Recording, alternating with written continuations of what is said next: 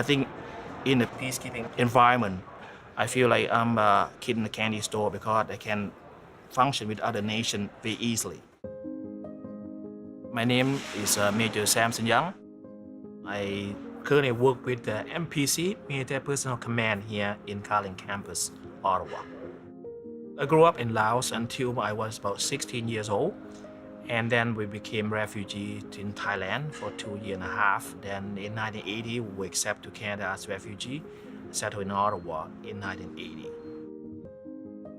As a boy growing up in Laos, see a lot of soldiers, right? Because soldier carrying weapon is kind of the norm because they say the country in civil war. Need to say, don't want their son who has left the country, now you want to join the entity. Well, no, we don't trust him.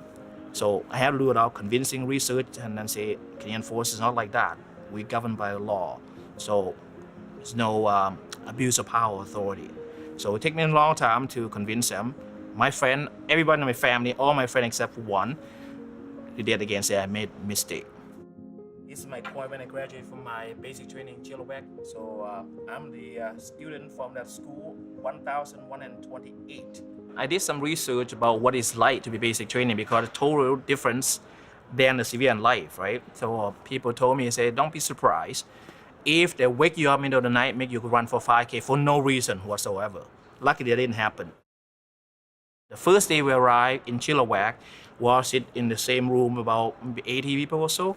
Some have long hair, some no, and was civilian, right? We chit-chat, everything. And the sergeant major walked in the room with his pay stick, he banged on the table, very loud, and said, excuse me, language, shut up. There we go quiet, say. And he stated that, he said, in this room, I want you guys to know, there's no francophone, there's no anglophone, there's no Asian, no black. You're all Canadian soldier. Any comment about you colleague, your classmate, you answer to me. This was the culture shock, right? So now you eat when you have time to eat, time to go to bed, and you march certain way, marching this. So part of the training.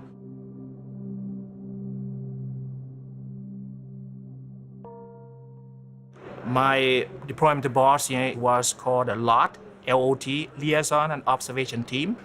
My rotation 3. Basically, our job is to be the eye, the ear for the commander. So we feel the pulse of the population, is collecting information and disseminate information overtly. So they know what we're doing, and to also be present with the local authorities, police, the army, when they do some daily routine work, so we're there to give them support. My pre-deployment process was taking a formal course in Kingston called a PSTC, Peace Support Training Center. They did very good at bringing the Bosnian Canadian, so to give up the cultural, what to do, what not to do, what to expect, right? So we go down with a culture shock. So when we know this part of the culture, what they do, what they did. For example, if you go for a meeting, when I arrive on site, they say, okay, plan meeting here and here. No, one meeting in the morning, one meeting in the afternoon, that's enough. It's more than enough. I say, why? It's 15 minutes. Yes, but before you get to the meat of the meeting, you talk for about half an hour, which they carry on small talk. They ask you about family, ask about how you come about, why you joined the fort, why you come to Bosnia.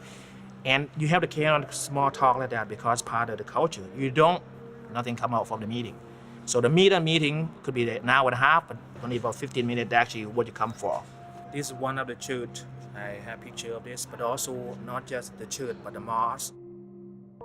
Orthodox church and the Catholic church all have bullet hole in it. So nobody is not guilty. All parties are guilty of doing atrocity to one another.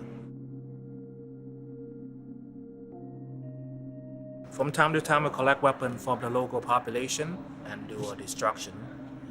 What's the best way to destroy a weapon? Crush them by a tank.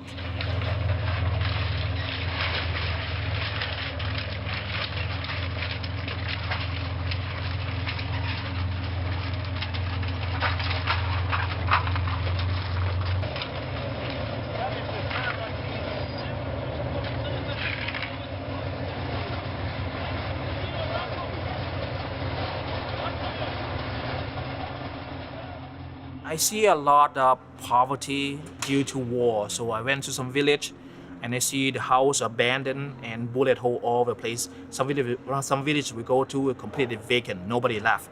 And some town went to the 98% unemployment. Some town are better than the other. The town was better because they have family relatives who left the country during the war, who now work in Europe. They send money back to help them out. So the family was not fortunate enough, are a lot poorer. This is one of my prized picture in Bosnia. This kid, different from their parents who learn Russian, so they all learn English. So every time they see a foreigner, they're eager to practice their English. I think my multilingual and multicultural upbringing contribute to my ability to empathize with people. Plus, I was a refugee myself, so when I see a refugee, I can relate to them. I remember just shortly when I arrived in Bosnia, one of the interpreters, she said to me very frustrated, say, "What do you guys know about us?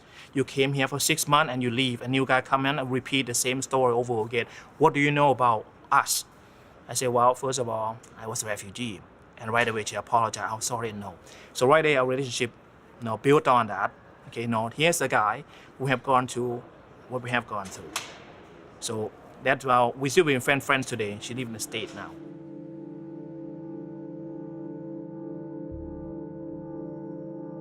Because Congo is situated in the center, surrounded by 9 other nations, if Congo destabilizes, it will spill over its neighboring country, not only causing problems for Africa, but also internationally speaking.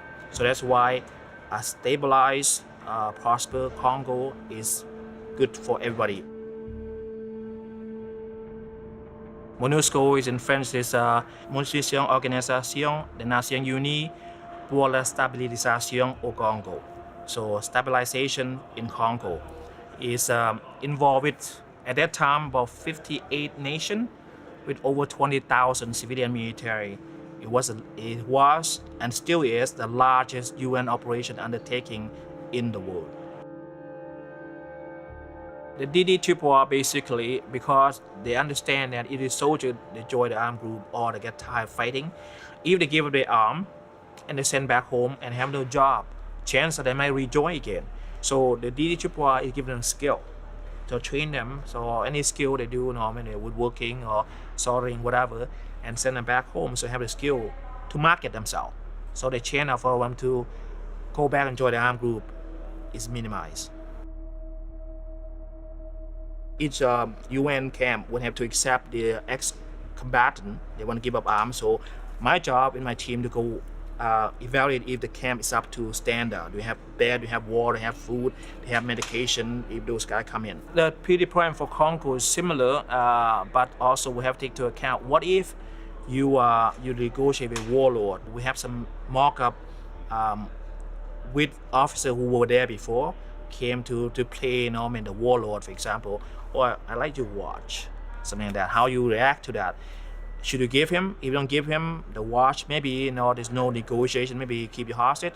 But by giving him your watch, you may set precedent, then next guy come along, you're gonna ask for the same thing. So it's very, very difficult so we also, the PSTC, Peace Support Training Center, brought in Congolese Canadian to give us the cultural of what the Congolese would be like when you go there, so won't get culture shock. We left Canada in month of March. It was -10 that time in Ottawa. I arrived in Kinshasa, the capital, which is +38. So you can see the difference, almost 50 degrees. So of course, for the first week, I could not work because it's too hot. And then I flew with UN plane to the east coast, in the east side, which is border with Rwanda, the town called Goma. And luckily in Goma, because maybe higher altitude, in the daytime is in low 20, at nighttime is mid-teen to about high teen, so very comfortable. So my entire 6 months, I think I saw fewer than 10 mosquitoes, which is a plus. What stood out for me in Goma is the level of poverty. Goma is extremely poor, and average Congolese make about $1 US a day, and heartbreaking labor too. When the soldier go to the front line, the family go along with them. So the wife, the kids, so I never see that. Soldier go to the front, they take the whole family, and they see the truck, the soldier come by, and the next few trucks, the wife and the kid go in the front. In 2012, 2013, we repatriated over 4,000 not just soldier but slash family, so their wife and the kids. So it could be one soldier plus 3 kids, 4 kids, 5 kids, and a wife. So the number kind of inflated a bit. My interaction with the civilian Congolese civilian is very positive one. I and my partner, who's a British, we go to the local orphanage called World Orphan Kid, so WOK. Those kids ranging from 5 to 13 years old, and their parents were killed in the war. Those kids, 180 of them, 5 to 13 years old, they eat, sleep, play in this 3 shed about the size of a normal living room in Canada, and about 2 basketball court with 2 outhouses. So when you walk in there, you see the kids so poor, and then you just want to help. So I bought some candy, and I collect money from my colleague and buy some candy for the kid, and also buy some food for them, basic food like corn flour, salt, sugar, and some charcoal for them to cook because they have no electricity. Congo used to be a colony of Belgium. So Tang Tang is originated from Belgium. It's very popular in Congo. So I see my colleague have the Tang Tang in different uniforms. So I say, there's no Canadian uniform. So I send the uniform on myself, taking us and make one. So it was the first and the only Tang Tang in Canadian combat uniform. Soon I came back, my colleague all wanted one. So no longer the only one, but shall remain the first.